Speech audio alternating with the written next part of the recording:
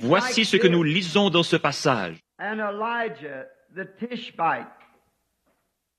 Élie le Tishbite, l'un des habitants de Galade, dit à Akab, « L'Éternel est vivant, le Dieu d'Israël, dont je suis le serviteur. Il n'y aura ces années-ci ni rosée ni pluie, sinon à ma parole. » Et la parole de l'Éternel fut adressée à Élie en ces mots. Pars d'ici, dirige-toi vers l'Orient et cache-toi près du torrent de Kérit, qui est en face du Jourdain. Tu boiras de l'eau du torrent, et j'ai ordonné au corbeau de te nourrir là. Il partit et fit selon la parole de l'Éternel. Et il alla s'établir près du torrent de Kérit, qui est en face du Jourdain. Corbeau lui apportait du pain et de la viande le matin, et du pain et de la viande le soir. Et il buvait de l'eau du torrent. Mais au bout d'un certain temps, le torrent fut à sec, car il n'était point tombé de pluie dans le pays. Alors la parole de l'Éternel lui fut adressée en ces mots. « Lève-toi, va à Sarepta, qui appartient à Sidon, et demeure là. Voici, j'y ai ordonné à une femme veuve de te nourrir. » Il se leva et il alla à Sarepta. Comme il arrivait à l'entrée de la ville, voici, il y avait là une femme veuve qui ramassait du bois.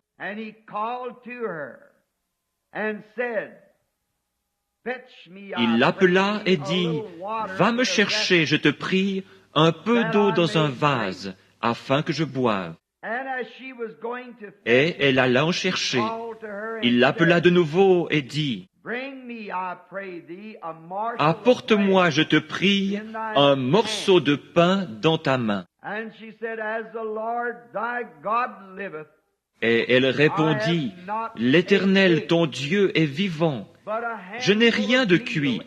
Je n'ai qu'une poignée de farine dans un pot et un peu d'huile dans une cruche. Et voici, je ramasse 2 morceaux de bois, puis je rentrerai et je préparerai cela pour moi et pour mon fils. Nous mangerons, après quoi nous mourrons. »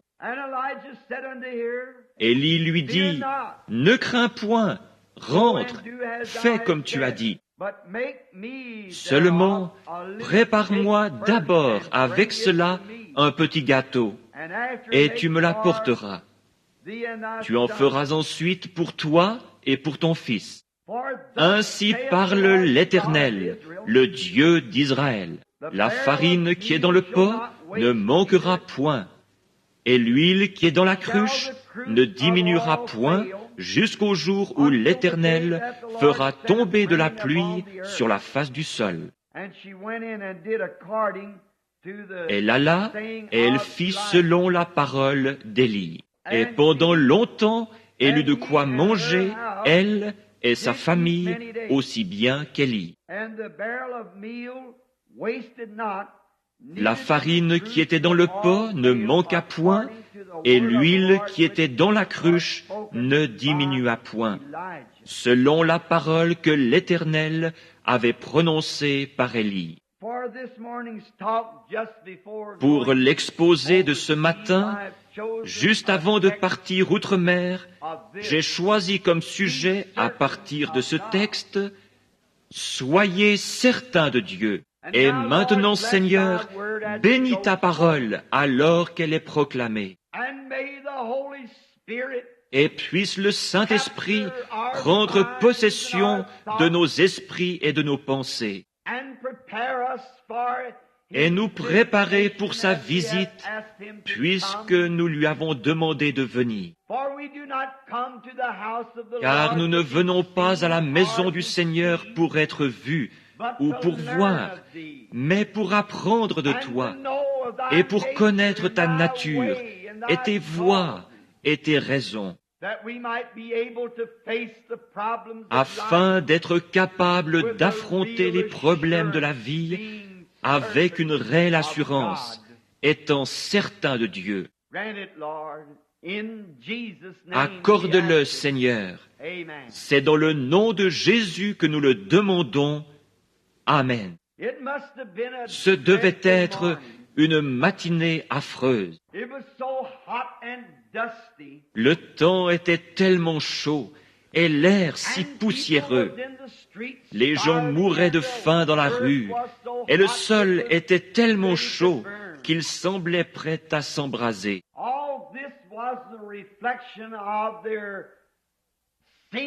Tout ceci était le reflet de leur péché et de leur déchéance morale. Vous voyez, Akab régnait en Israël à l'époque ou sur Israël. Et il fut le plus méchant de tous les rois d'Israël. Aucun roi n'avait été aussi méchant qu'Akab. Il avait pourtant été enseigné et il savait ce qu'il devait faire. Mais il continua néanmoins de déplaire à Dieu dans toutes ses actions. Bien qu'il eût une grande armée et que le peuple fût devenu très prospère sous son règne.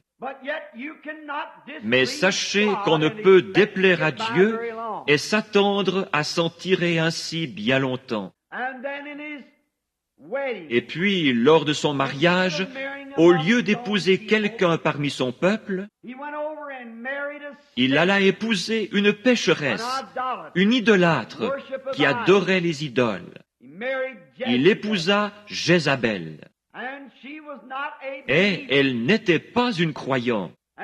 Et jamais un croyant ne devrait épouser un incroyant. En aucun cas. On devrait toujours se marier entre croyants. Mais Akab avait fait cette chose mauvaise. Et Jézabel était sans doute une belle femme. Et lui s'était laissé séduire par son apparence plutôt que par ce qu'elle était vraiment. Tant de gens commettent cette même erreur encore aujourd'hui. Et elle avait introduit l'idolâtrie dans la nation, parmi le peuple. Et le peuple, les prêtres, leurs ministres, avaient succombé à cette grande revendication populaire. Voilà bien le tableau de notre pays aujourd'hui. Nous avons cédé à la demande populaire. Sans doute, les prêtres pensaient-ils que tout irait bien tant que leur gouvernement l'approuvait. Mais peu m'importe ce que le gouvernement approuve, ce doit être ce que Dieu approuve.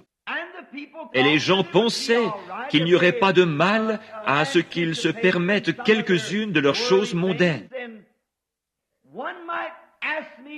On pourrait me demander d'expliquer ce que je viens de déclarer, disant qu'il s'agit là d'un tableau tout à fait comparable à aujourd'hui. Peut-être ne nous considérons-nous pas comme des adorateurs d'idoles, mais nous le sommes. Et le gouvernement souscrit à cela. Les gens aujourd'hui sont des adorateurs d'idoles, parce qu'ils adorent des idoles. Certains d'entre eux adorent des vedettes de cinéma et en font leurs idoles. Certains adorent l'argent et en font leur idole. Et certains adorent des vedettes de télévision et en font leurs idoles.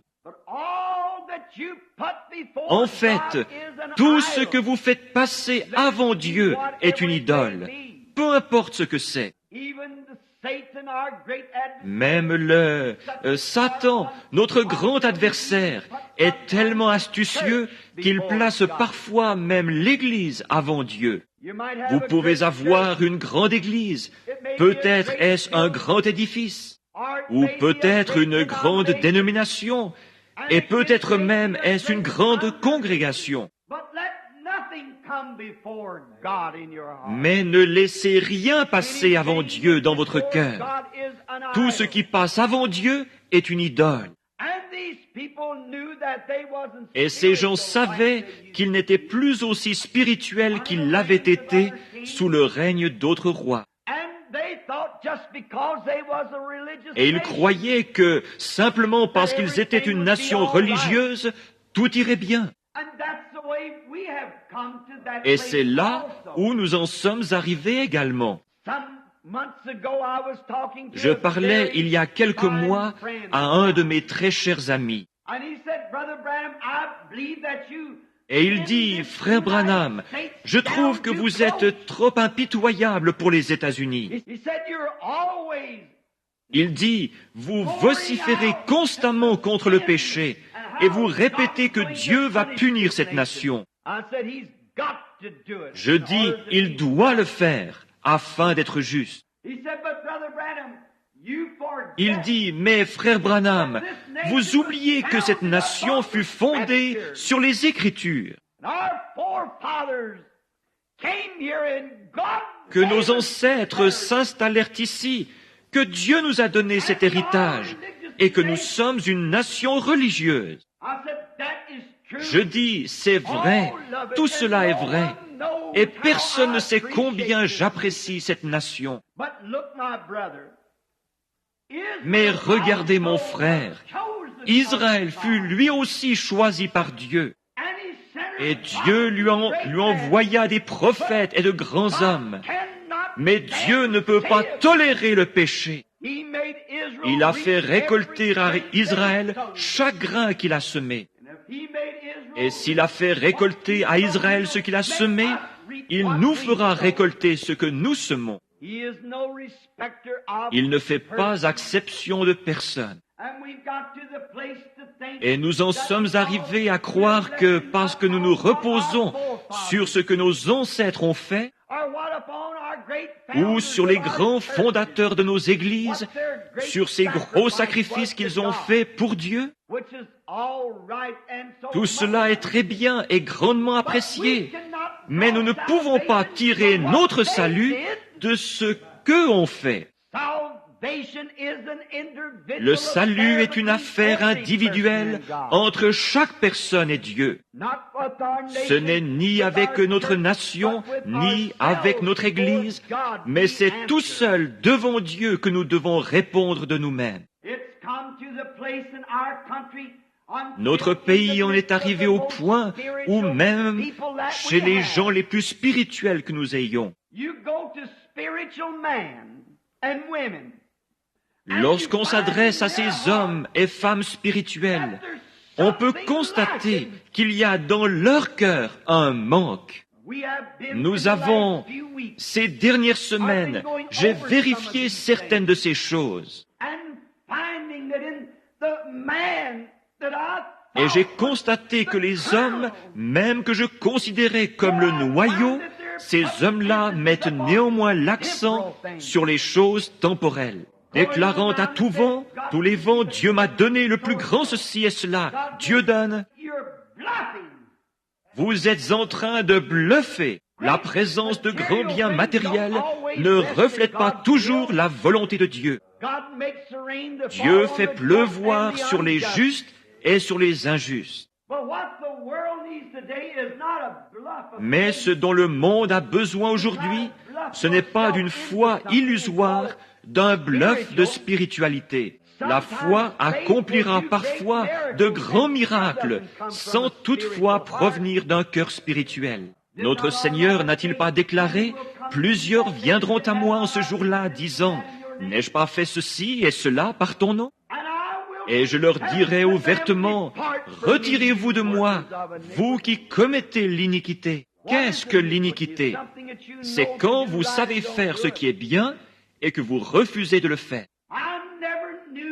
Je ne vous ai jamais connu, dira-t-il, et nous vivons en ce jour-là. Ce dont nous avons besoin aujourd'hui, ce n'est pas d'une foule de choses matérielles. Nous possédons cela. Nous n'avons pas besoin de plus grandes églises. Nous n'avons pas besoin de plus grosses congrégations. Nous n'avons pas besoin de plus d'émissions à la radio et à la télévision. Nous n'avons pas vraiment besoin de plus de ces choses. Mais ce qu'il nous faut aujourd'hui pour être spirituels, ce sont des gens qui s'humilieront devant Dieu, peu importe qu'ils soient sans le sou, et qui prieront jusqu'à ce que cet esprit en eux ait été satisfait par la bonté de Dieu, et que dans leur cœur se produise un réveil qui changera leurs attitudes et l'atmosphère dans laquelle ils vivent. Peut-être n'aurez-vous pas même une paire de chaussures aux pieds. Peut-être serez-vous vêtus de haillons, mais là dans votre cœur, quelque chose chantera les mélodies de Dieu. Je préférerais avoir cela que tout l'or du monde. On ne peut donc pas affirmer que les choses naturelles soient toujours le signe de la bénédiction de Dieu. David en parla au Seigneur, lui disant avoir vu le méchant s'étendre comme un gros arbre verdoyant. Mais Dieu lui demanda, « As-tu déjà considéré sa fin ? Peu importe que nous portions de bons vêtements et que nous ayons beaucoup à manger, ce ne sont pas ces choses qui vont dans la présence de Dieu. Ce corps qui nous abrite se détériore, peu importe comment il est traité. Mais cette âme à l'intérieur de l'homme, cet état d'esprit, voilà ce qui s'introduit dans la présence du Dieu vivant. Nous considérons les choses comme allant de soi. Nous pensons que simplement parce que nous sommes une nation, c'est ce qu'Akab et tout Israël avaient fait ce jour-là.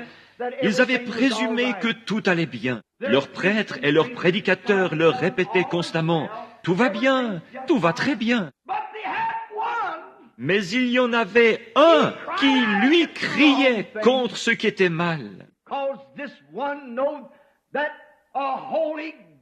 Parce qu'il savait qu'un Dieu saint ne peut se satisfaire d'une religion moderniste dépourvue de sainteté. Et le Dieu du ciel est encore le même aujourd'hui. Tous nos efforts et ces grandes choses que nous essayons de faire, Dieu ne sera jamais satisfait par autre chose qu'une vie entièrement sanctifiée devant lui. Nous aurons beau construire des écoles, des lieux de pèlerinage et des tabernacles.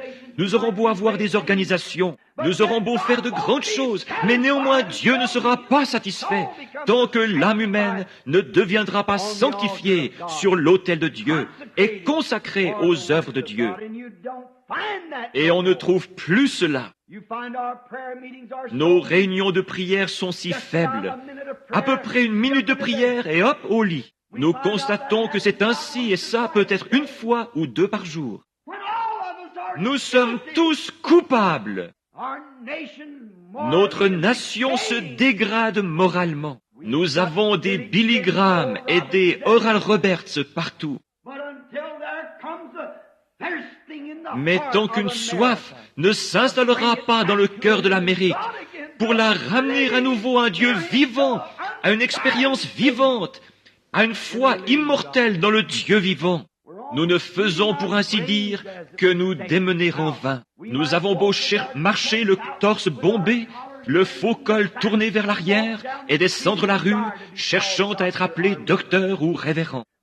Nous avons beau être les pasteurs des plus grandes églises du pays, et être pieux au possible, si bien que nul ne puisse nous accuser de quoi que ce soit. Mais tant que cette âme qui se trouve à l'intérieur de nous ne brûlera pas pour Dieu, tant qu'il n'y aura pas à l'intérieur quelque chose qui soupire après lui, comme une biche soupire après des courants d'eau, ainsi mon âme soupire après toi, ô Dieu.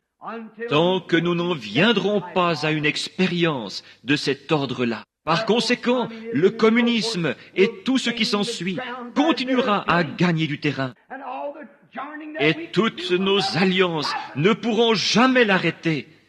Il a été prédit que cela arriverait. Mais Dieu est en train d'appeler son Église. Combien cette petite femme devait être du calibre d'Élie, parce qu'habituellement, vos actions témoignent de ce que vous êtes.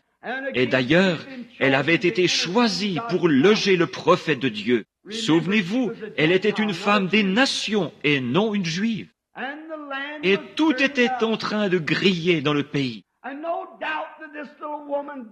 Et sans doute cette petite femme était-elle de ce calibre, une croyante. Car Dieu n'aurait pas fait appel à elle s'il n'avait pas été digne de loger le prophète de Dieu. Il n'aurait jamais envoyé son prophète vers une maison indigne. Ce n'était pas son choix à lui, mais le choix de Dieu. Ce n'était pas elle qui l'avait invité, mais Dieu. Il avait été placé près d'un torrent. Les corbeaux le nourrissaient. Mais d'après le commandement de Dieu, quelque chose devait se produire. Et Dieu est sûrement allé vers une croyante de la même nature qu'Élie. Elle était veuve. Et nous ne sommes pas sans savoir ce qu'une veuve peut traverser, avec son mari mort et un jeune garçon à élever. Et dans ces contrées-là, ils étaient dépendants de leur récolte. Ils n'avaient pas de programme comme nous en avons aujourd'hui et d'installation de défense. Leur survie dépendait de leur récolte. L'iniquité des gens et leur déchéance morale ayant entraîné une sécheresse sur le pays, ils étaient tous là affamés et mourants. Il est probable qu'elle avait dû prier des nuits durant, à plusieurs reprises, voyant la farine dans le pot qui descendait, descendait, descendait. Et fatalement vint le moment où il ne restait même plus une tasse de farine dans le pot. Elle n'en avait plus qu'une petite poignée. La mort approchait et allait bientôt frapper à sa porte. Car il n'y avait plus moyen d'en obtenir. La nation entière mourait de faim. Et de l'huile, il n'en restait plus qu'une bonne cuillerée dans le petit récipient. Cette quantité d'huile et de farine était tout ce qui la séparait de la mort. Ses prières ont dû devenir vraiment sincères. Si pareille chose s'abattait sur votre foyer, il y aurait un peu plus de sincérité qu'il n'y en a parmi nous ce matin, quand on sait que la mort se couche à la porte. Et je pense qu'on pourrait se l'imaginer comme ceci. Elle avait dû prier toute la nuit, car un jour de plus, et son compte était réglé. Elle pouvait regarder les lèvres pâles de son petit garçon de 3 ou 4 ans.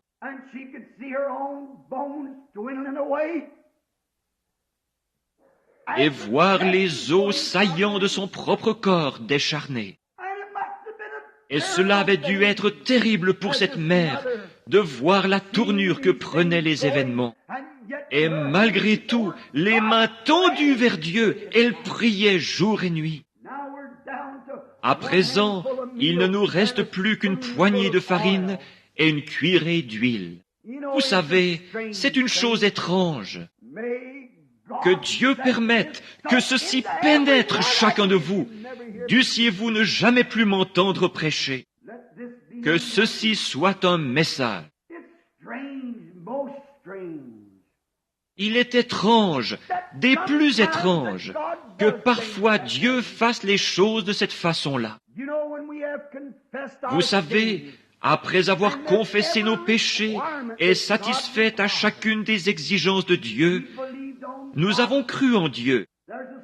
Il y a des conditions à remplir, et c'est selon sa volonté.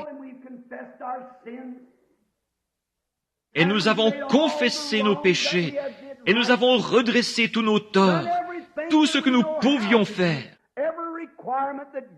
Nous l'avons fait. Chacune des exigences que Dieu a indiquées, nous y avons satisfait. Et il reste malgré tout silencieux. Il refuse simplement de nous répondre. Je suis sûr que je parle ce matin à certaines personnes qui sont en train de passer par là.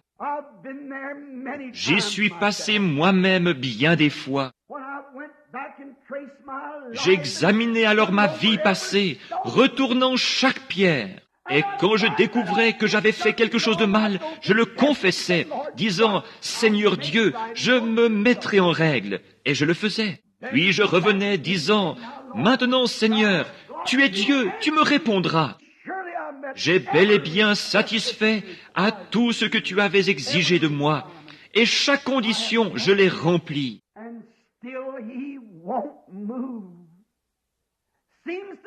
Et il refuse toujours de bouger. Il semble rester silencieux. C'est là où vous devez être sûr qu'il est Dieu. Ne soyez pas découragés. Tout ce qu'il faut, c'est que dans votre cœur, vous soyez certain de Dieu. Mon sujet, c'est « Soyez certain, avant de faire quoi que ce soit, soyez certain dans votre cœur qu'il s'agit de Dieu. Et quand vous avez satisfait à tout ce qu'il a dit, et que de plus vous êtes certain qu'il est Dieu, c'est là que la foi entre en action, précisément là. La foi tient ferme, car elle sait que Dieu existe. Et vous avez rempli chacune des conditions. Vous croyez qu'il existe, et la foi tient ferme. Oh, béni soit son nom. La foi ne bougera pas, car elle est sûre que Dieu existe et qu'il est le rémunérateur de ceux qui le cherchent. Puisse ceci pénétrer profondément en vous, Branham Tabernacle, et y demeurer à jamais. Si vous avez rempli les conditions requises par Dieu et que dans votre cœur, vous croyez qu'il existe, alors Dieu ne fait qu'éprouver votre foi, car il aime faire cela. Si vous avez confessé vos péchés et satisfait à chacune des exigences de Dieu, et qu'il reste malgré tout silencieux, souvenez-vous, la foi déclare qu'il existe. Alors la foi s'y cramponne. Elle ne sait pas de quoi il s'agit, mais elle sait qu'il existe. Elle est certaine qu'il existe. Et rappelez-vous que s'il existe, ses paroles doivent être vraies. Et s'il a exigé de vous que vous vous pliez à certaines conditions, et que vous l'avez fait, il est alors tenu de veiller sur sa parole. Ne faites pas marche arrière en disant, « Je n'ai pas été guéri, Oh, toi, médiocre, faible foi !» Ne croyez pas cela. Si vous avez tout confessé, si vous vous êtes déchargé de tout, et que vous avez satisfait aux exigences de Dieu, la foi tiendra bon. Rien ne l'ébranlera. Il existe, et vous en êtes sûrs. Ceux qui s'attendent à l'Éternel renouvelleront leur force. Ils s'élèveront avec des ailes, comme des aigles. Ils courront et ne se fatigueront pas. Ils marcheront et ne se lasseront pas. Attendez, lorsque vous avez satisfait à ces exigences, votre foi est alors amenée à une confrontation.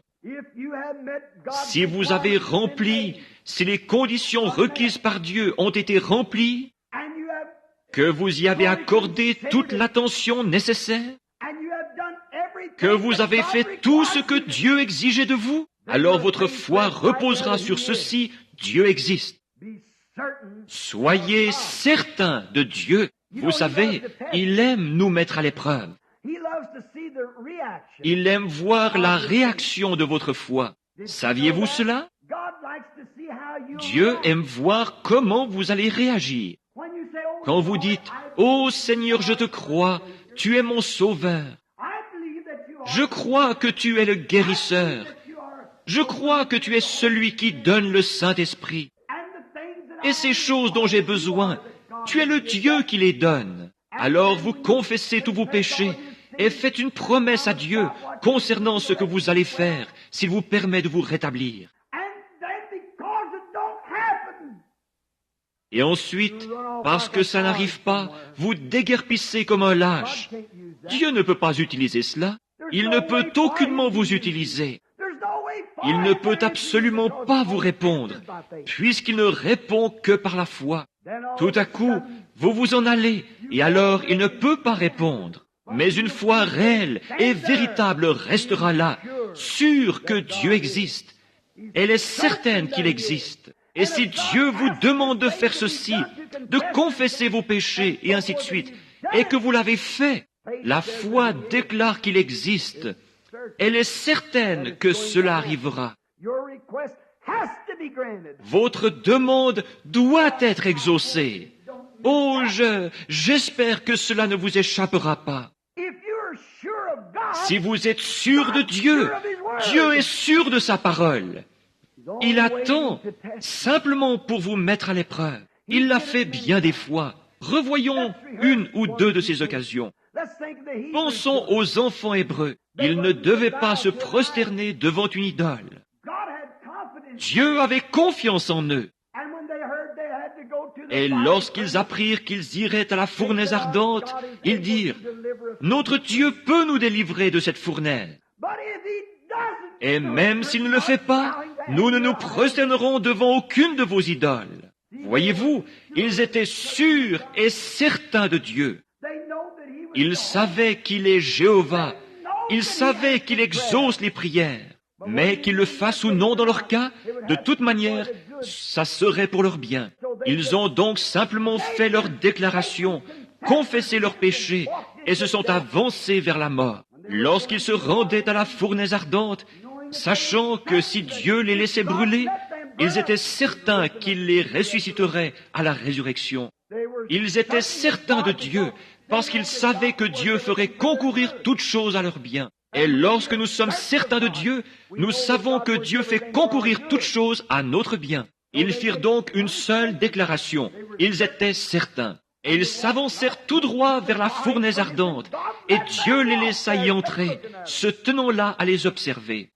Ils voulaient voir leur réaction. Lorsque le roi dit, « Vous êtes-vous prosternés au son de la trompette ?» Ils dirent, « Non, nous ne nous sommes pas prosternés. » Voilà votre foi, tenons ferme. Mais si vous ne vous êtes pas prosternés, savez-vous ce que j'ai décrété?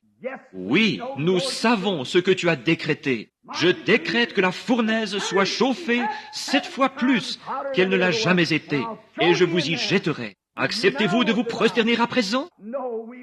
Non, nous ne nous prosternerons pas. Regardez cette foi. Dieu dit, eh bien, je vais voir ce qu'ils vont faire. Je vais voir comment réagira leur foi. Alors le roi dit, liez-leur les mains et les pieds et conduisez-les à la fournaise.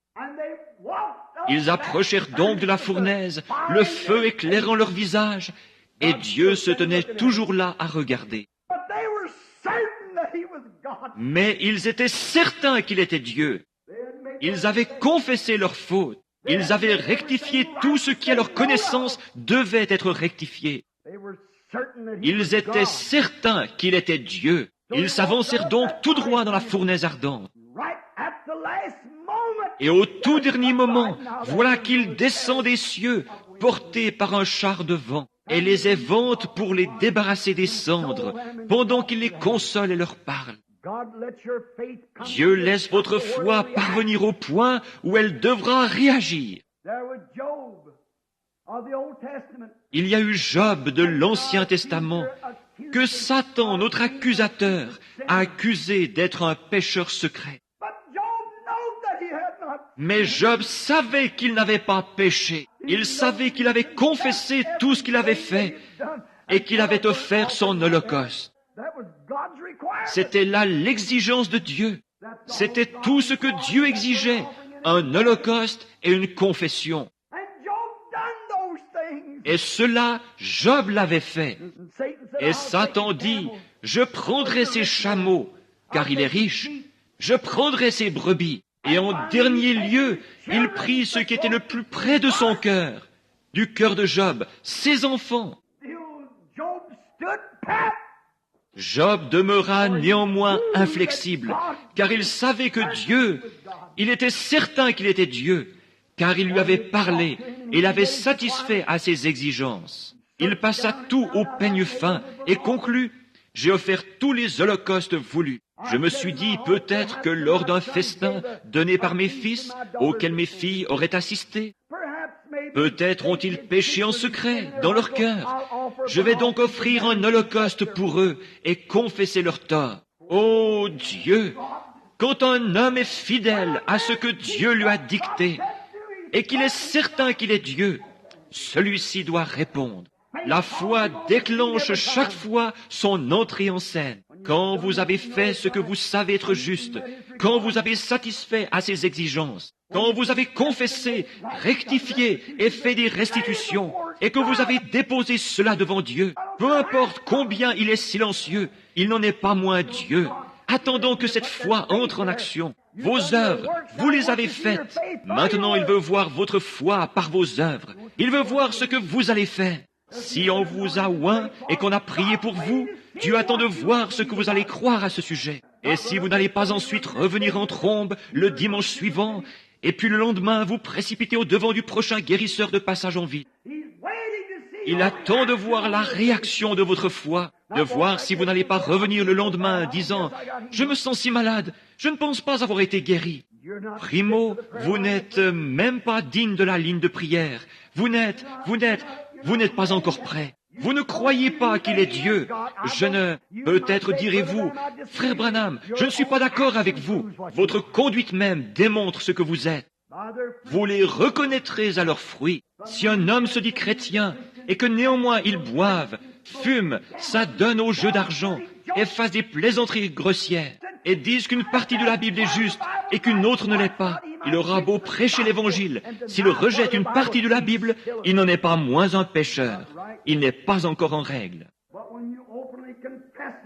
Mais quand vous confessez ouvertement que Dieu est le même Dieu et que vous remettez votre vie entre ses mains, disant « Seigneur, je suis l'argile, tu es le potier », alors demandez ce que vous voulez. La foi ne bougera jamais, elle ne quittera pas sa place. Même si la situation semble se désagréger de tous côtés, néanmoins cette foi ne bouge jamais, parce que vous êtes certain qu'il est Dieu. Et s'il est Dieu, il tient sa promesse. Il ne peut pas faire une promesse et la rompre. S'il est Dieu, il doit tenir sa promesse. Oh, combien j'aime cela! Il doit y rester fidèle. Job avait présenté ses offrandes. Il avait tout fait. Il savait qu'il était en règle. Et voici que se présentent les membres d'églises d'autres dénominations, lui disant, « Job, tu ferais aussi bien d'admettre que tu es un pécheur, car Dieu ne permettrait pas que tu sois puni de la sorte si tu n'étais pas un pécheur. » Mais Job dit, « J'ai fait mes confessions, j'ai présenté l'Holocauste à Dieu, et je ne suis pas un pécheur. » Il connaissait sa position. Et puis les événements suivirent leur cours funeste, essayant de terrasser Job et d'amener Job à renier Dieu et à renier cet holocauste. Dès l'instant où vous intervenez après une confession, cela montre votre faiblesse, cela montre que vous doutez de Dieu. Si vous demandez quoi que ce soit à Dieu et que vous passez votre temps à en douter, alors vous êtes un douteur, pas un croyant. Job savait où il en était et il s'accrocha fermement à ce fondement-là. Pas étonnant que Pruitt, à l'heure de sa mort, ait dit « Sur Christ, le roc solide, je me tiens. Tout autre terrain n'est que sable mouvant. » Sur ce roc solide de la confession de Job, même son épouse bien-aimée l'abandonna. Lorsqu'il avait perdu la santé, qu'il était couvert d'ulcères et qu'il se grattait avec un tesson, maudissant le jour de sa naissance et disant « Puisse même le soleil ne pas briller et la lune ne pas paraître la nuit. » Sa femme dit « Job, tu es tellement misérable, tu ferais aussi bien de maudire Dieu et mourir. » Il dit, tu parles comme les femmes insensées. Il était certain qu'il y avait un Dieu et qu'il avait satisfait aux exigences. Oh, je me sens religieux. Il savait qu'il avait satisfait aux exigences de Dieu et cela tranchait la question. Dieu éprouvait sa foi. Il éprouvera la vôtre. Il éprouvera la mienne. Mais lorsque nous avons satisfait à ses exigences, repentez-vous et que chacun de vous soit baptisé au nom de Jésus-Christ pour le pardon de vos péchés, et vous recevrez le don du Saint-Esprit. C'est sa promesse. Quelqu'un parmi vous est-il malade? Qu'il appelle les anciens de l'Église, qu'il loigne d'huile et prie. La prière de la foi sauvera le malade, et Dieu le relèvera. Voilà qui règle la question. Confessez donc vos fautes les uns aux autres, et priez les uns pour les autres. Vous avez satisfait aux exigences de Dieu. Voici les signes qui accompagneront ceux qui auront cru. En mon nom, ils chasseront les démons. Ils parleront de nouvelles langues. Ils saisiront des serpents. S'ils boivent quelques breuvages mortels, il ne leur fera point de mal. Ils imposeront les mains aux malades, et les malades seront guéris. Voilà qui règle la question. Soyez certains de Dieu. Soyez sûrs que dans votre cœur, vous croyez bien qu'il s'agit là de la parole de Dieu. Job l'était. Sa femme dit, « Pourquoi ne pas le maudire et mourir? Ton état empire continuellement. » Combien Satan aime vous lancer ces mots-là. Mais voyons, tu ne vas pas mieux depuis que tu as été oint d'huile. Tu ne vas pas mieux depuis que ces prédicateurs ont prié pour toi. Ces prédicateurs sont dans l'erreur pour commencer. Cela n'a rien à voir avec le prédicateur. C'est votre foi dans le Dieu vivant qui compte. Ce n'est pas ce que le prédicateur est, c'est ce que Dieu est. Ce n'est pas le prédicateur qui a fait la promesse, c'est Dieu qui a fait la promesse. Ce n'est pas l'affaire du prédicateur, c'est l'affaire de Dieu et de votre foi pour croire qu'il s'agit bien de Dieu. Donc, soyez certains de Dieu. Soyez certains qu'il s'agit de Dieu, que c'est la parole de Dieu et Dieu est dans sa parole. Et Job dit, « Tu parles comme une femme insensée. » Il dit, « L'Éternel a donné et l'Éternel a ôté, que le nom de l'Éternel soit béni. » Il était certain que Dieu était là. Et lorsqu'il eut laissé échapper ses mots, le tonnerre se mit à gronder et les éclairs à briller. Dieu entra en scène. Cela déclenche toujours son entrée en scène. Il demeure longtemps silencieux. C'est ce qu'il fait, les yeux fixés sur cette bande d'Américains voués à l'enfer, ces hypocrites membres d'Église. Je ne suis pas en colère, mais le péché irrite quiconque est en règle avec Dieu. Je ne suis pas en colère contre la nation, ni contre les gens, mais je suis en colère contre le diable qui a suscité ces choses dans le but d'aveugler les gens. Ces pasteurs et prédicateurs aveugles les laissent en tirer avec une espèce de petite théologie faite de main d'homme. Vous devez naître de nouveau et Dieu garde sa parole. Voyez comme il est en train de les... Vous feriez mieux d'être sûr que Dieu s'y trouve, ayant l'apparence de la piété, mais reniant ceux qui ont fait la force. Cette pauvre petite femme, elle savait qu'il était Dieu, tandis que le contenu de ce pot continuait de descendre, descendre, descendre, descendre. La situation continuait d'empirer. Mais Dieu permettait qu'il en soit ainsi. Combien il aime faire cela. Il aime mettre votre foi à l'épreuve pour voir comment vous l'exploiterez. Il permettra qu'on vous oigne et qu'on prie pour vous et qu'ensuite votre état empire, disant, « Vas-y Satan, mets-le à l'épreuve, je sais qu'il me croit. » Que Dieu soit béni à jamais. Oh là là! Mets-le à l'épreuve maintenant. Je sais qu'il m'a cru sur parole. Pourrait-il en dire autant de vous? Il l'a dit au sujet de Job. Fais-lui tout ce que tu veux, mais ne prends pas sa vie, car je sais qu'il m'aime. Il a présenté l'Holocauste, il a rempli les conditions exigées, il a fait ce que je lui ai dit, et il le croit. Maintenant, fais-lui en voir de toutes les couleurs si tu veux. Il lui a tout enlevé. Dieu, quand il le rétablit, lui donna le double de tout. Assurément qu'il le fera. Il met notre foi à l'épreuve pour voir si nous croyons vraiment qu'il est Dieu. Sans doute cette petite femme a-t-elle dit, « J'ai prié, j'ai prié. Je sais que je suis une indigne femme des nations. » Souvenez-vous, Jésus a parlé d'elle dans la Bible. Il a dit, « N'y avait-il pas plusieurs veuves du temps d'Élie? Et cependant il fut envoyé vers une seule, et elle était une païenne. Oh, dit-il, j'ai prié. » Et peut-être que lorsqu'elle a vu ce dernier petit gâteau, la mort avait déjà passé le portail et se présentait à la porte.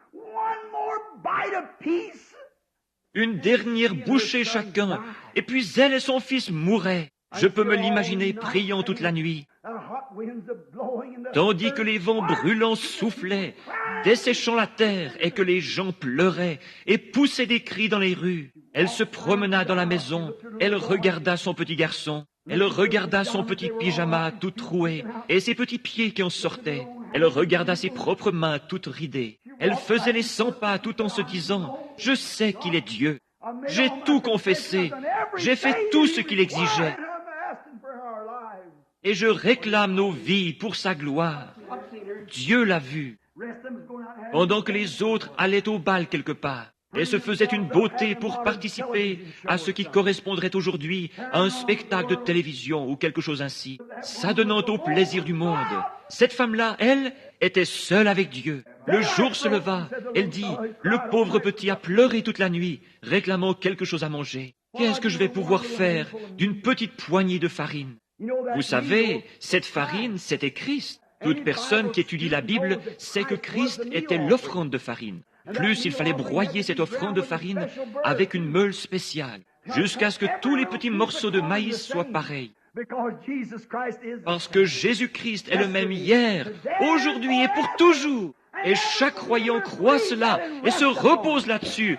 Alléluia! Vous pouvez vous offrir toute la religion froide et formaliste qui vous plaira. Quant à moi, je crois que Christ est le même hier, aujourd'hui et pour toujours. Je prends position dans ce monde d'impies. Je crois toujours qu'il est le même hier, aujourd'hui et pour toujours. Ces meules coupaient chacun des grains de la même façon, parce qu'il est le même. Il est le même Dieu qu'il était alors. Il l'est ce matin même. Il sera toujours le même. C'est ce que représentait la farine. Et l'huile représente l'esprit, comme nous le savons, conformément à Ézéchiel 4 et ainsi de suite. C'est pourquoi nous oignons d'huile, c'est l'esprit. Qu'est-ce? Comme le déclare Jean 4, le Père cherche des adorateurs qui l'adorent en esprit et en vérité. Jésus était la vérité, il était l'offrande de farine, et l'huile était l'esprit. Et l'esprit joint à la vérité produira immanquablement quelque chose. Mettez-les ensemble et cela produit un gâteau. Oh, où est votre foi lorsque la parole de Dieu est prêchée dans sa simplicité et pourtant dans sa puissance? Jésus-Christ est le même hier, aujourd'hui et pour toujours. Lorsque la parole est proclamée, la farine, vous possédez l'huile pour l'y mélanger.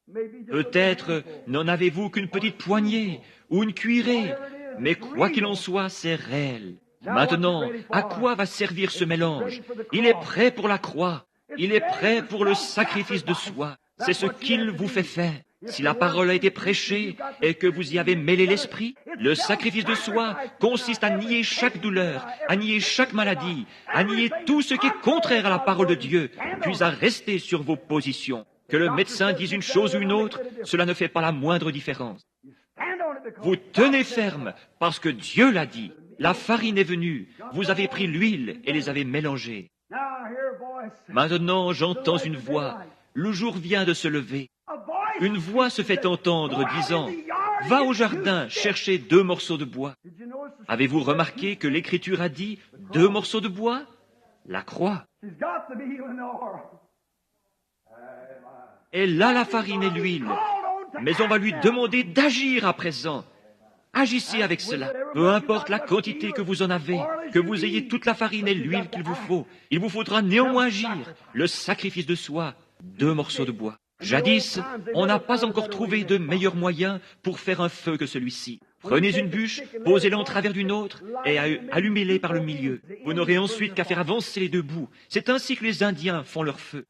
Il y a des fois, des nuits durant, j'ai maintenu le feu ainsi. Je posais simplement une bûche comme ceci et une autre comme cela.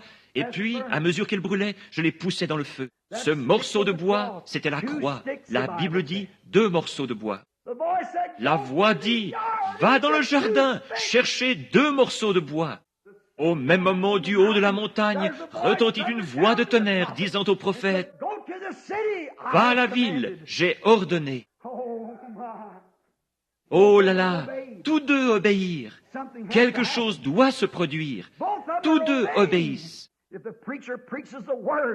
Si le prédicateur prêche la parole et que l'homme qui la reçoit y croit et s'y conforme, quelque chose doit arriver. Si vous êtes un pécheur, vous serez sauvé. Si vous êtes malade, vous serez guéri. Parce que Dieu l'a promis. Si nous sommes certains de Dieu, aussi certain qu'il est Dieu, il doit tenir sa parole, certainement. L'ordre était donc, va à la ville, j'y ai ordonné une femme veuve. Une vision surgit devant le prophète, et le voilà qui se met à marcher. Il ne sait pas où il va, cela ne fait aucune différence, il ne fait qu'obéir. Elle ne sait pas où se trouveront ces morceaux de bois, mais il y a quelque part dans le jardin 2 morceaux de bois. Elle se met en route, elle va au jardin, elle regarde autour d'elle. Oh, comme il fait chaud! Et ces hurlements qui proviennent de la ville, et les rôdeurs de nuit qui, titubant, rentrent en buvant du vin, et ainsi de suite. Elle jette un coup d'œil dans la rue, elle ne voit rien. Elle trouve un morceau de bois, une partie de la croix, le sacrifice de soi.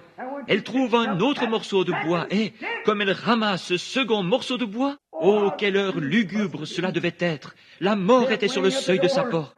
Une petite bouchée de gâteau de maïs, et elle et son fils mouraient. C'était tout. C'est parfois au beau milieu des ténèbres qu'on entend la voix. Repartant vers la porte, après avoir ramassé ce second morceau de bois, elle entendit une voix de l'autre côté du portail. « Va me chercher un peu d'eau dans un vase. » Elle se retourne pour voir les 2 morceaux de bois dans sa main. La farine et l'huile mélangées est prête. Elle dit les avoir préparées, mélangées. C'est cela, la parole et l'esprit doivent se mélanger, et être placés sur la croix du sacrifice de soi, afin de nier tout ce qui est contraire à ce que vous avez demandé. C'est exact. J'ai fait le mélange. Je vais maintenant aller chercher ces morceaux de bois. Et cette voix déclare, « Apporte-moi un peu d'eau dans un vase. » Elle regarde et voit un homme se tenant là, appuyé contre le portail. Un homme aux joues creuses, barbu, chauve, qui depuis l'autre côté du portail la regarde, enveloppé d'une vieille peau de mouton. Il avait l'air d'être un aimable vieillard. Elle se dit, je vais partager mon eau avec lui, les eaux de la vie. Vous êtes prête à en donner à tout le monde, à en parler à tout le monde, à aller n'importe où. Un instant, monsieur, elle s'en retourne avec les morceaux de bois dans sa main. Et la voix tonne à nouveau. Non seulement partageras-tu ton eau, mais apporte-moi aussi un petit morceau de pain dans ta main, le pain de la vie, l'eau de la vie. De la vie, elle mourrait aussitôt qu'il serait épuisé. Apporte-moi ton eau et apporte-moi ton pain. Que trouvons-nous ici? Quelle leçon pouvons-nous en tirer? Cherchez premièrement le royaume de Dieu et toute sa justice. Les autres choses vous seront données par-dessus. Apporte-moi un peu d'eau et un morceau de pain. Encore tout abattue, elle se retourne alors. Je peux l'entendre dire, « Monsieur ?» quelque chose comme ceci. Vous êtes différent des hommes que j'ai vus, des hommes que j'ai entendus parler. Vous semblez si sûr de ce que vous avancez. Mais j'ai tout juste assez de farine, juste une poignée et juste une cuillerée d'huile. J'avais préparé cela et je vais le cuire avec ces 2 morceaux de bois. Et puis je le mangerai avec mon fils, après quoi nous mourrons. C'est tout ce que j'ai. Qu'entendons-nous ensuite? Mais apporte-moi d'abord le petit gâteau. Dieu d'abord. Peu importe ce qu'on peut dire, ou quoi que ce soit d'autre, une quelconque évidence. Et combien sombre cela peut paraître, quoi qu'il en soit. Prenez Dieu d'abord, sa parole d'abord. Le médecin dit que je ne peux me rétablir, mais sa parole passe d'abord. Je suis un trop grand pécheur, je suis une prostituée, je joue à l'argent, je suis un ivrogne. La parole de Dieu d'abord. Si vos péchés sont comme le cramoisi, ils deviendront blancs comme la neige. S'ils sont rouges comme la pourpre, ils deviendront blancs comme la laine. Dieu d'abord. Va me chercher un petit gâteau d'abord. Tout ce que tu as, apporte-le-moi. Êtes-vous prêts à remettre cela entre ses mains? Ma vie, tout ce que j'ai 50 ans. Es-tu prêt, William Branham, à me remettre cela? Êtes-vous prêts, vous les petits-enfants, à me remettre votre vie? Le voulez-vous? Le pouvez-vous? Vous qui êtes malade, pouvez-vous me faire confiance? Donnez-moi la première place. Apporte-moi un morceau de pain dans ta main et va me chercher un peu d'eau. Elle l'a regardé. Quelque chose lui disait que cet homme-là savait de quoi il parlait. Dieu connaît les siens. Les brebis, mes brebis connaissent ma voix. Elles savent si oui ou non c'est scripturaire, si c'est juste ou pas. Obéissantes, elles s'en retournent. C'est ce que vous devez faire. Et lorsqu'elle fit demi-tour pour obéir au prophète, alors ce tonnerre du ciel, que tout homme cherche à entendre, a retenti. Car la voix du prophète résonna comme un tonnerre et fit entendre ce qu'attend chaque pécheur, chaque personne malade. Ainsi dit le Seigneur. Oh, combien nous désirons entendre ça. Pensez à ces gens qui se tiennent dans l'allée de ma maison et disent « Venez à cet endroit, ma fille est, mon bébé, mon tel et tel. Vous n'avez qu'un mot à dire. Le prononcer avant que ça soit dans votre bouche. Ce serait le dire soi-même. Mais il brûle d'entendre ce « Ainsi dit le Seigneur ». Et voilà que depuis l'autre côté du portail, il s'est fait entendre, parce qu'elle obéissait, et le voile de tristesse s'est levé. Ainsi dit le Seigneur, le pot ne se videra pas complètement, et la cruche non plus, jusqu'au jour où l'Éternel fera tomber de la pluie sur la terre. Oh, quelle consolation! Elle a fait ce gâteau, elle l'a donné au prophète. Elle est retournée, en préparé pour elle et son fils. Elles ont mangé et bu à satiété. D'où cela est-il venu? Comment cela s'est-il trouvé là? Expliquez-moi scientifiquement la provenance de cette farine. D'où venait cette huile? Comment a-t-elle fait pour se retrouver dans cette cruche? Chaque matin, elle versait l'huile jusqu'à la dernière goutte. Chaque matin, elle vidait le pot de farine. Plus rien, mais quand elle retournait en chercher, il y en avait. D'où cela venait-il? Prenez Dieu au mot, soyez certains de Dieu, il est le Créateur. Il se peut que vous ayez perdu la santé, il se peut que vous ayez perdu votre communion. Prenez-le au mot, soyez certains qu'il est Dieu. Cette période sombre que vous traversez ne paraîtrait peut-être pas aussi sombre si vous acceptiez simplement sa parole et étiez certain qu'il est Dieu. J'ai vu une fois en Allemagne un tableau que je n'ai jamais oublié. Un peintre allemand a peint un tableau intitulé « Le pays des nuages ». De loin, cela vous apparaît comme une image horriblement triste et sombre. Représentant un amoncellement de nuages. C'est ce qu'on remarque de loin. Mais lorsqu'on s'en approche, cela se transforme. Ce sont des ailes d'anges qui battent ensemble, chantant des Alléluia au Seigneur. Et voilà ce qu'est l'obscurité parfois. Si vous regardez de loin, cela semble triste et noir. Mais prenez Dieu au mot et soyez certains qu'il est Dieu. Approchez-vous ensuite tout près. Vous découvrirez que ce ne sont que des ailes d'anges qui battent ensemble. Elle était un peu comme Abraham, appelée à donner tout ce qu'elle possédait et à poser cela sur l'autel du sacrifice. Peut-être recevez-vous ce même appel ce matin. Renoncez à vos voies, renoncez à votre incrédulité, abandonnez tout ce que vous avez, pour ensuite prendre l'huile et la parole, les mélanger et poser cela sur l'autel du sacrifice de soi. Vous constaterez que cela déclenchera l'entrée en scène de Dieu, aussi sûr que je me tiens à cette chair. Pensez-y tandis que nous prions. Avez-vous un besoin aujourd'hui? Avez-vous un besoin qui dépasse vos capacités physiques? Êtes-vous tellement à court d'argent que vous ne pouvez pas payer votre loyer? Les enfants ont-ils besoin de chaussures neuves et vous n'avez pas l'argent pour les leur acheter? Le pot est-il vide chez vous et la cruche à peu près sèche? Vous ne pouvez pas acheter de fourrage pour votre bétail et quelque chose ne va pas. Souvenez-vous, il a fait une promesse. Êtes-vous malade? Le médecin dit qu'il vous faut subir une opération et vous n'avez pas l'argent nécessaire. Êtes-vous dans le besoin? Êtes-vous un pécheur? Votre besoin est-il grand, sachant que si Dieu appelait aujourd'hui, vous seriez perdu? Êtes-vous un rétrograde fuyant Dieu? Vous savez que vous êtes membre d'une église, et pourtant vous savez bien que vous n'êtes pas en règle. Votre propre conscience vous dit que vous n'êtes pas en règle selon la parole. Vous avez un besoin. Ne laissez pas ces paroles tomber parmi les épines ou sur des pierres, des cœurs de pierre. Puissent-elles tomber dans une bonne terre fertile. Vous qui êtes malade et condamné par la médecine, si vous promettez à Dieu de le servir tous les jours de votre vie, et que vous êtes certain qu'il est Dieu, venez donc satisfaire à son exigence. Si vous avez un besoin, voulez-vous commencer par lever la main pour dire à Dieu que vous avez besoin de quelque chose? Que Dieu vous bénisse. Prions.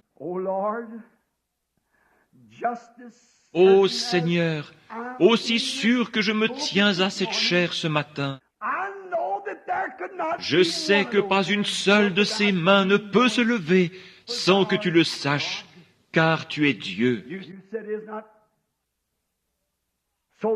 Tu as dit, ne vend-on pas tant de passereaux pour 2 sous? Combien plus valez-vous qu'un passereau? À combien plus forte raison as-tu vu les mains de ces êtres mortels pour lesquels ton Fils Jésus est mort? Combien plus as-tu vu leurs mains que tu n'aurais vu tomber un passereau ce matin? Je pense qu'une douzaine de passereaux ne se vendraient pas pour 1 sou ce matin, parce que personne n'en veut. Il y aurait le problème de s'en occuper. Mais tu connais chacun d'eux. Tu connais chacune des plumes qui recouvrent leur corps. Tu connais chacun des cheveux de notre tête. Ô Seigneur, exauce notre prière. Fais en sorte qu'ils soient certains que tu es Dieu ce matin et que c'est ton esprit. Puisse l'engourdissement et le prestige caractérisant cette religion des temps modernes se détacher d'eux. Oh, je suis membre de telle église, disent-ils. Oh Dieu, puisse cela s'effacer de leurs pensées à l'instant même. Puisse-t-il maintenant entrevoir un bref instant la vie éternelle. Et alors, ils la rechercheront et auront soif d'elle, désirant savoir ce que Dieu est, puisqu'ils sont certains qu'il existe et qu'il tient sa parole. Quant aux pécheurs, puissent-ils rapidement se repentir et se préparer à être baptisés au nom de Jésus-Christ. Tu as alors promis de leur donner le Saint-Esprit. Tu l'as dit, Seigneur, tu tiens ta promesse. S'il y a ici un rétrograde qui est certain que tu es Dieu, mais qui se soit égaré, puisse-t-il venir aujourd'hui, parce que tu as dit, si vos péchés sont comme le cramoisi, ils deviendront blancs comme la neige. S'ils sont rouges comme la pourpre, ils deviendront blancs comme la laine. Et puis ceux qui sont malades, prendre conscience que tu es Dieu, que tu tiens ta parole, tu dois tenir ta parole. Et alors qu'ils viennent se placer là avec leur huile, l'Esprit est en eux, confessant qu'ils croient, et aussi avec la parole, le pain de vie qui a été distribué, Christ qui a été broyé pour eux au fil de l'Ancien et du Nouveau Testament, pour montrer qu'il est le même hier, aujourd'hui et pour toujours. Puisse-t-il donc mélanger cette parole et l'huile, l'Esprit qu'il possède, et se relever de l'autel en disant, « C'est tout ce que je possède, Seigneur, je te l'apporte. Oh, combien tu le multiplieras, combien cela déclenchera l'entrée en scène du Dieu de l'histoire. Combien Jéhovah, le cœur ému, pourra dire, « J'ai un enfant qui est prêt à m'obéir. » Je l'ai mis à l'épreuve, et il a montré qu'il m'aime et qu'il me croit. Il est certain que j'existe. Car il est déclaré, celui qui s'approche de Dieu doit croire qu'il existe et qu'il est le rémunérateur de ceux qui le cherchent. Accorde-le en cette heure, tandis que nous nous en remettons à toi. Et maintenant, alors que nos têtes sont inclinées, vous qui avez un besoin, de quelque nature qu'il soit, voulez-vous vous lever si vous désirez le placer? Maintenant, si vous n'êtes pas certain qu'il est Dieu, si vous êtes certain qu'il est Dieu et qu'il va tenir sa promesse, le salut, la guérison ou quoi que ce soit d'autre. Si vous êtes certain qu'il est Dieu, levez-vous. S'il y a quelqu'un d'autre pour qui vous désirez prier, levez-vous si vous êtes certain qu'il est Dieu. Faites connaître votre requête au milieu de l'assemblée des saints. C'est ce que vous faites alors que vous vous levez. Je suis certain qu'il est Dieu. Je crois qu'il tient sa parole et je suis sûr que j'ai bien déposé ma requête sous le sang en ce moment. Si vous faites cela, que vous déposez chaque péché, le péché, c'est l'incrédulité. Vous êtes peut-être un membre d'église, mais je parle maintenant du péché, de votre incrédulité. Vous la déposez en tant que sacrifice. Vous allez la sacrifier. Vous vous approchez de la croix. Vous allez maintenant sacrifier toute votre incrédulité et la lui remettre, sachant qu'il existe et que vous êtes certain qu'il va répondre. Si c'est votre cas, levez la main. Demeurez ainsi. Seigneur, tu es Dieu. Voici leur huile et leur maïs qui ont été mélangés. Ils les apportent à la croix où le feu de Dieu tombera dans leur cœur. S'ils sont vraiment sincères, et consumera leur sacrifice, tu entreras en scène et feras monter le niveau des eaux qui cachent. Descendant du ciel sur un char de feu, tu ébranleras les cieux et la terre pour les récompenser. Alors qu'ils se tiennent là, les mains levées, démontrant qu'ils croient et qu'ils se sont placés eux-mêmes avec chacune de leurs requêtes sur ton autel. Ô Dieu du ciel et de la terre, juge des cieux et de la terre, certainement que le juge du ciel et de la terre fera justice. Certainement qu'il tiendra parole. Tu connais le cœur des hommes, le cœur des femmes, le cœur de ces gens. Seigneur Dieu, je lève aussi mes mains, car je sais que je suis sur le point d'avoir un changement de ministère. Et je crois que tu existes. Je t'ai vu te tenir là-bas, dans cette colonne de feu. Je t'ai vu sonder les secrets du cœur des hommes, sans jamais une seule fois faillir. Tu l'as promis là-bas, de l'autre côté de la rue, lorsque tu as commencé à traiter, à faire ces choses. Et tu m'as protégé dans le monde entier, partout, partout. Je suis sûr que tu es Dieu. Je suis certain de cela. Je m'offre moi-même avec ces gens et je sacrifie tout ce que je possède, Seigneur, pour te servir. Je recommence, Seigneur, à voyager de par le monde. Aide-moi, ô Dieu. Si jamais j'ai douté de toi, pardonne-moi ces péchés, pardonne mon incrédulité. Je sais que tu existes et que tu es le rémunérateur de ceux qui te cherchent. Je confesse de même les péchés des miens ce matin, leur faiblesse et leurs doutes, comme ils se tiennent debout avec leurs mains levées.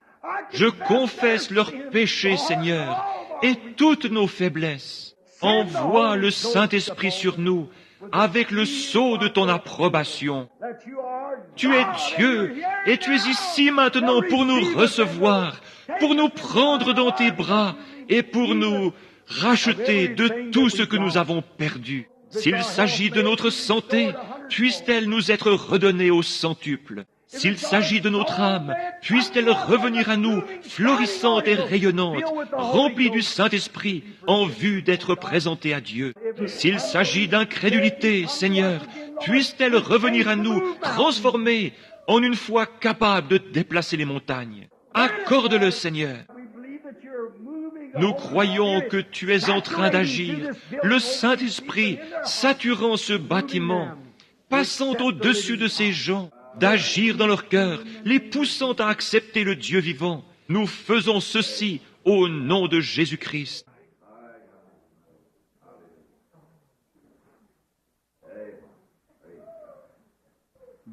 My faith looks up to thee, thou Lamb of Calvary, Savior divine. Now hear me while I pray. Take all my sins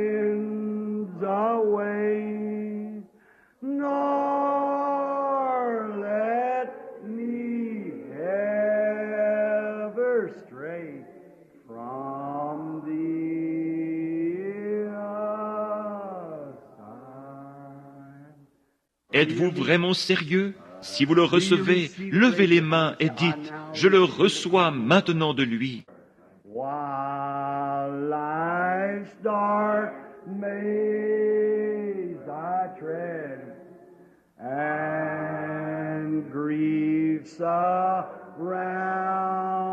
me spread, be thou my guide, bid darkness turn to day, white sorrow, fears away, nor let me ever stray from thee. Aside. Let us bow our heads. Inclinons nos têtes. After this Après ce message sévère, dur, rude, qui a été apporté un peu brutalement, seulement c'est la vérité. Et si vous croyez humblement que vous recevez ce que vous avez demandé, ne laissez jamais rien vous écarter de ce droit chemin. Ne bougez pas de là. Peu importe tout ce que je pourrais prêcher, ce que je pourrais bien faire, ou n'importe quel autre homme. Cela ne produira jamais l'effet voulu tant que vous ne l'accepterez pas comme votre propriété. Si vous le croyez de tout votre cœur, tout ce que vous avez désiré, si vous avez confessé vos péchés, Dieu vous a pardonné. N'en doutez plus jamais. Si vous êtes rétrograde, vous avez été ramené ce matin. Si vous avez besoin du Saint-Esprit, soyez donc baptisés au nom de Jésus-Christ pour la rémission de vos péchés. C'est la parole de Dieu. Il ne la modifiera pour aucune église, pour aucune dénomination, pour personne. Il doit en être ainsi. Nous devons satisfaire à ses exigences, non pas aux exigences de l'Église, mais aux siennes.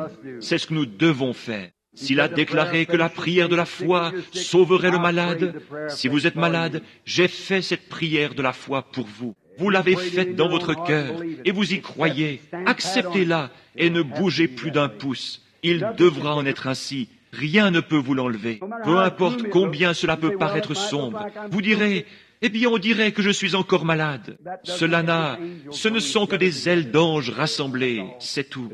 C'est Dieu sous une forme de bénédiction. Cela vous paraît sombre. Approchez-vous davantage et regardez-le à nouveau. Voyez s'il ne s'agit pas de Dieu qui est justement là en train de tenir sa parole. Maintenant, avec nos têtes inclinées, je vais remettre le service à Frère Neville, notre pasteur.